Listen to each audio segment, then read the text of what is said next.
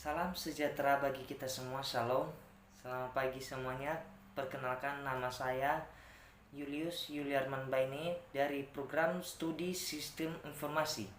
Pada hari ini saya akan menyampaikan hasil presentasi yang telah saya buat dengan tema atau judul sistem.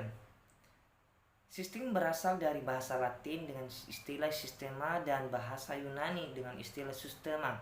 Adalah suatu kesatuan yang terdiri atas komponen atau elemen yang dihubungkan bersama untuk memudahkan aliran informasi atau materi atau energi untuk mencapai suatu tujuan. Istilah ini sering digunakan untuk menggambarkan suatu sintesitas yang berinteraksi di mana suatu model matematika seringkali bisa dibuat. Sistem juga merupakan kesatuan bagian-bagian yang saling berhubungan yang berada dalam suatu wilayah serta memiliki item-item penggerak. Contoh umumnya misalnya seperti negara. Negara merupakan suatu kumpulan dari beberapa elemen kesatuan lain seperti provinsi yang saling berhubungan sehingga membentuk negara, di mana yang berperan sebagai penggeraknya yaitu rakyat yang berada di negara tersebut. Kata sistem banyak sekali digunakan dalam percakapan sehari-hari, dalam forum diskusi maupun dokumen ilmiah. Kata ini digunakan untuk banyak hal dan pada banyak bidang pula sehingga maknanya menjadi beragam.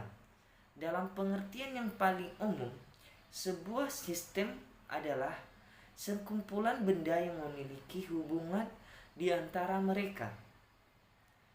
Pada prinsipnya, setiap sistem selalu terdiri atas 4 elemen. 1 objek yang dapat berupa bagian, elemen, ataupun variabel. Ia dapat benda fisik, abstrak, ataupun keduanya.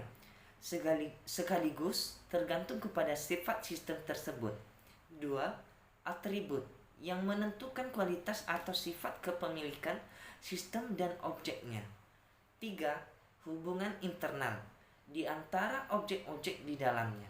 Dan 4. Lingkungan, tempat di mana sistem berada.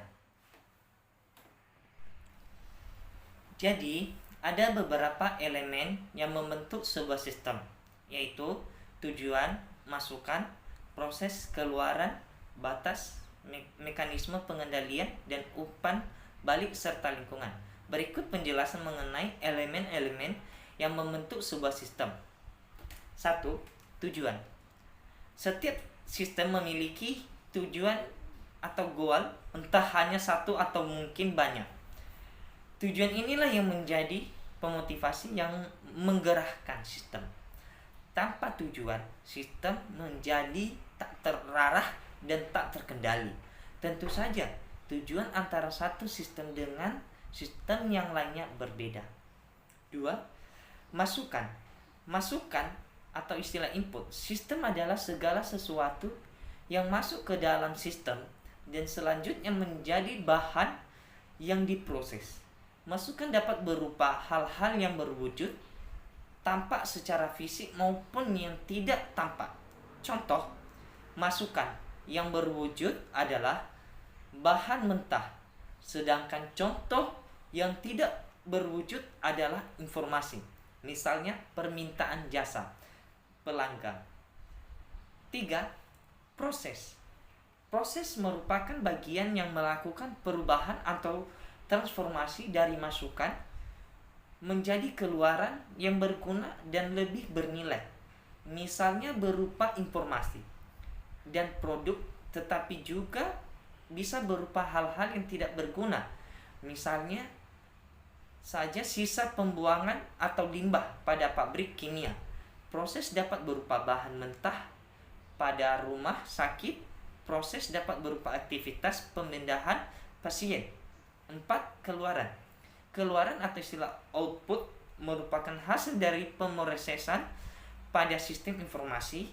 Keluaran berupa suatu informasi, saran, cetakan, laporan, dan sebagainya. 5. Batas yang disebut batas atau boundary. Sistem adalah pemisah atau sistem dan daerah di luar sistem lingkungan. Batas sistem menentukan konfigurasi ruang, lingkup, atau kemampuan sistem.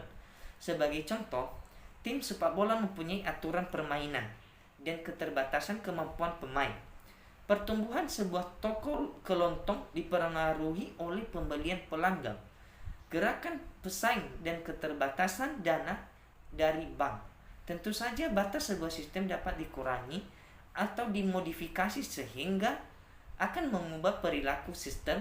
Sebagai contoh, dengan menjual saham ke publik, sebuah perusahaan dapat mengurangi keterbatasan dana.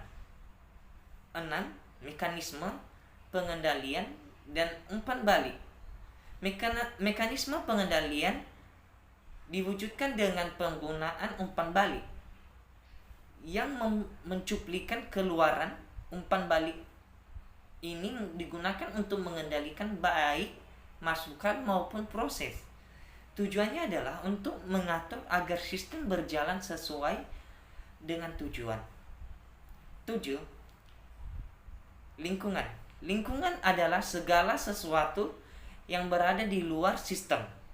Lingkungan bisa berpengaruh terhadap operasi sistem, dalam arti bisa merugikan atau menguntungkan sistem itu sendiri.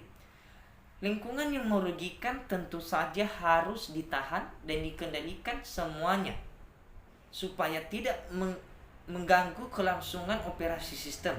Sedangkan yang menguntungkan tetap harus terus dijaga karena dalam memacu terhadap kelangsungan hidup sistem. Dan ada berbagai tipe sistem berdasarkan kategori. 1. Atas dasar keterbukaan. Sistem terbuka di mana pihak luar dapat mempengaruhinya. 2. Sistem tertutup atas dasar komponen sistem fisik dengan komponen materi dan energi. Dan sistem non-fisik atau konsep berisikan ide-ide. Jadi sekian presentasi dari saya. Terima kasih atas ketenangan Anda dalam mengikuti presentasi yang saya sampaikan. Dan apabila ada tutur kata saya yang kurang berkenan di hati Bapak Ibu dan teristimewa buat teman-teman semuanya, mohon untuk dimaafkan. Selamat pagi dan sampai jumpa kembali.